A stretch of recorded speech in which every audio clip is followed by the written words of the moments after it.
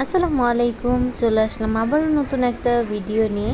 আজকে খুবই মজার একটা রেসিপি আপনাদের সাথে শেয়ার করব। এটা হচ্ছে কাঁচকলার যে নিরামিষ সেইটা। আমরা এটা অনেক খাই, এটা খেতে খুব মজা।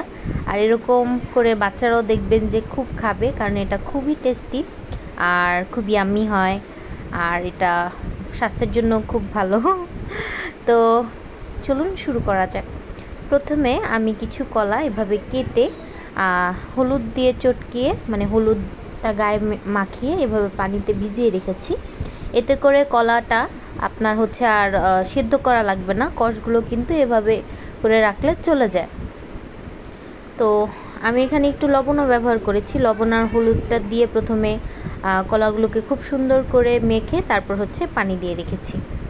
তো চলুন রান্না শুরু করা যাক। প্রথমে আমি একটা প্যানে এভাবে 3-4টা পেঁয়াজ কুচি করে নিয়েছি, সাথে হচ্ছে 2 থেকে 3টে তেজপাতা ছিঁড়ে দিয়েছি, দিয়ে সুন্দর করে নেড়ে চেড়ে নিলাম।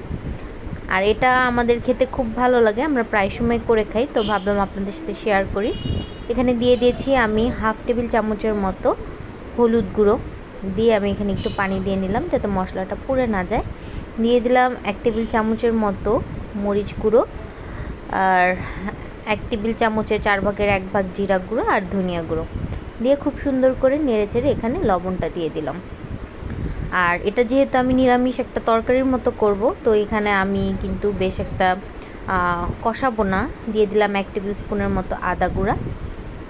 এখানে আমি রসুনটা ব্যবহার করি না, যদি কেউ ব্যবহার করতে চান করতে পারেন, কোনো সমস্যা নেই, খুবই সামান্য। তো এ পর্যায়ে আমি কলাগুলো খুব সুন্দর করে ধুয়ে নিচ্ছি যাতে হলুদ আভাটা চলে যায়।